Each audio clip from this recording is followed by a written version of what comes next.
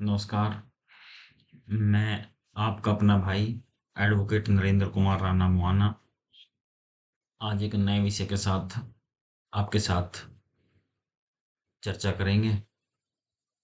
देखिए, आज का जो हमारा विषय है वो एनडीपीएस एक्ट है।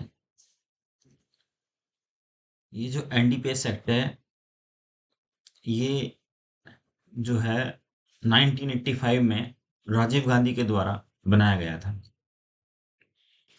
इससे पहले इससे पहले पंजाब में खसखस की खेती होती थी। खसखस कहते हैं अफीम के बीज को, जिसमें नशा नहीं होता, बिल्कुल भी नहीं होता, लेस मात्र भी नहीं होता। और वो पंसारी की दुकान पे आम बिकती है खसखस के नाम से। उसको खसखस भी कहा जाता है, और भी लोकल लैंग्वेज में उसको कुछ और नाम हो सकते हैं। देखिए, ये पंजाब में इसकी सबसे ज्यादा खेती होती थी 1967 से पहले। 1967 में इंदिरा गांधी के द्वारा पंजाब से खसखस की खेती को बंद कर दिया गया था, बैन कर दिया गया। उससे पहले पंजाब इतना ज्यादा खसखस की खेती करता था, उससे उनका सोर्स ऑफ इनकम भी था पंजाब के किसानों का। और सभी को पता है कि ये औषधि के रूप में अफीम जो है वो बहुत ज्यादा कारगर चीज है। पेन किलर बनाने के लिए एक से एक बड़ी कंपनी भी इसका सदुपयोग करती है। जैसा कि मैं अपनी कुछ वीडियोस में आपको बताता रहता हूँ, हर चीज के दो पहलू होते हैं, सदुपयोग और दुरुपयोग। दुरुपयोग किसी भी चीज की क्वांटिटी को ज्यादा कंज्यूम करना, दैट्स मीन कि आप उसका दुरुपयोग कर रहे हैं।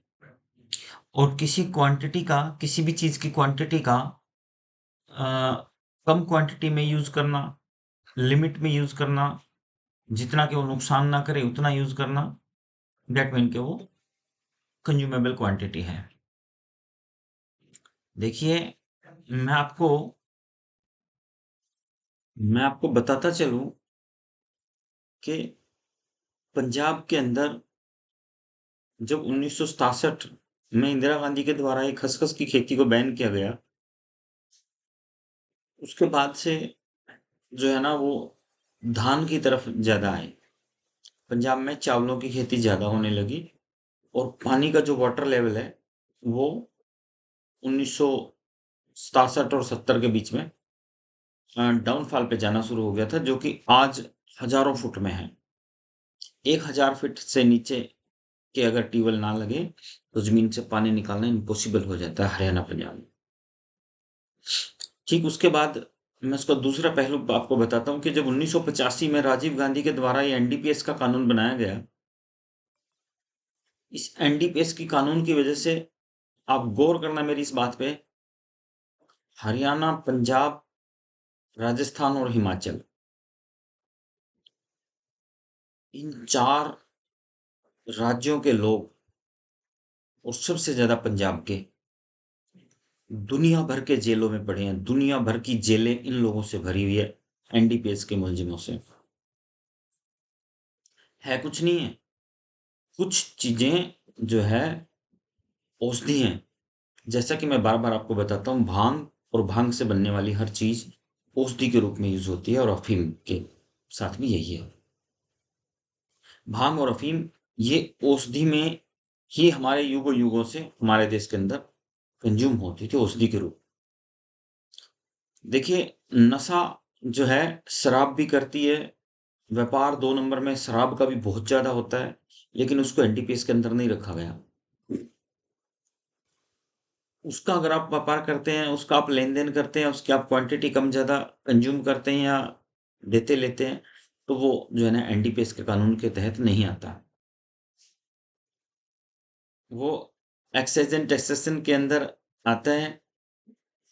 और एनडीपीएस में जो ये औषधियों को डाला गया, जो भारत की प्रसिद्ध औषधि जो है ना भांग और अफीम थी, उनको डाला गया। ये कब से खेल शुरू हुआ? 1985 से। 1985 से पहले जेलें इतनी नहीं भरी होती थी। जेलों में आज की जनसंख्या की तुलना के हिसाब से और उस समय जनसंख्या कम होती थी, उसकी तुलना के हिसाब से आप करके देखिए, दिन-रात का अंतर मिलेगा, दिन-रात का। 78% का अंतर है, 78% अब जो है जेलों में लोग ज़्यादा भरे हुए हैं। इसकी वजह से सिर्फ़ एनडीपीएस की वजह से। तो मैं ये गुज़ारिश करना चाहता हूँ इस देश की सरकार से, माननीय गृह मंत्री अमित शाह से, कि इस कानून पर दोबारा विचार किया जाए। एनडीपीएस के कानून में क्वांटिटी को बढ़ाकर या किसी भी तरह से इसमें अमेंडमेंट की जाए, जिससे हरियाणा, पंजाब का फ्यूचर जो है ना खराब हो।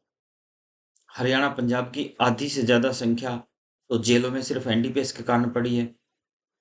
इस कानून में दोबारा अमेंडमेंट की ज़रूरत है। जिस प्रकार 498 अमेंडमेंट की गई, जिस प्रकार स्त्रियों के जो है सहूलियत के लिए, स्त्रियों के स्त्री धन की रक्षा के लिए और स्त्रियों के जो है लाभ के लिए 498 की धारा उसमें आईपीसी में बनाई गई और जो है ना उसका दुरुपयोग हुआ फिर। ठीक उसी प्रकार जो है, जो ये एनडीपीएस एक्ट है, इसका बहुत दुरुपयोग हो रहा है, खास करके हरियाणा, पंजाब के युवाओं पर। तो इसमें थोड़ी अमेंडमेंट की ज़रूरत है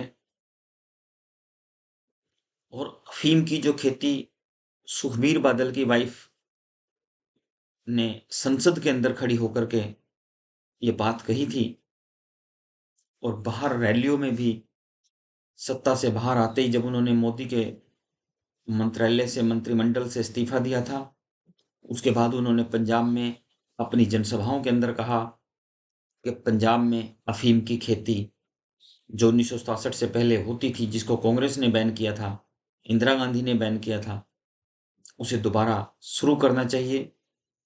खेती की परमिशन किसानों को, अफ़ीम की खेती की परमिशन किसानों को होनी चाहिए, मिलनी चाहिए। तो वो बात विचार करने लायक है, इसमें कोई बुराई नहीं। इसको सिरे से ही नकारना, मैं समझता हूँ ये बात सही नहीं है और जो है ना एनडीपीएस एक्ट पर दोबारा विचार करना चाहिए, इस पर अमेंडमेंट इसके अंदर होनी चाहिए।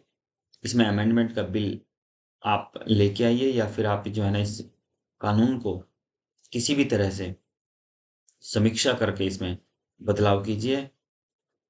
आपका, आपके मंत्रिमंडल का और नई होने वाली 2024 में तीसरे टर्म का ये जो है ना हरियाणा, पंजाब की जनता पे, हरियाणा, पंजाब के युवाओं पे आपका बहुत बड़ा एहसान होगा, आभार होगा और मानवता पे भी आपका एक जो है बहुत बड़ा एहसान होगा कि आप इस एनडीपीएस एक्ट के ऊपर अमेंडमेंट की इसको ज़रूरत है, इस पे विचार कीजिए।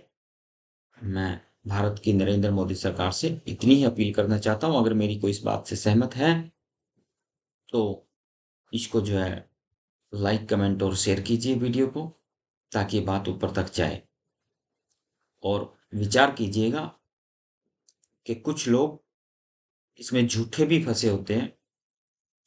इस कानून में, एनडीपीएस एक्ट में बहुत सारी कमियाँ हैं, इसको अमेंडमेंट की ज़रूरत है।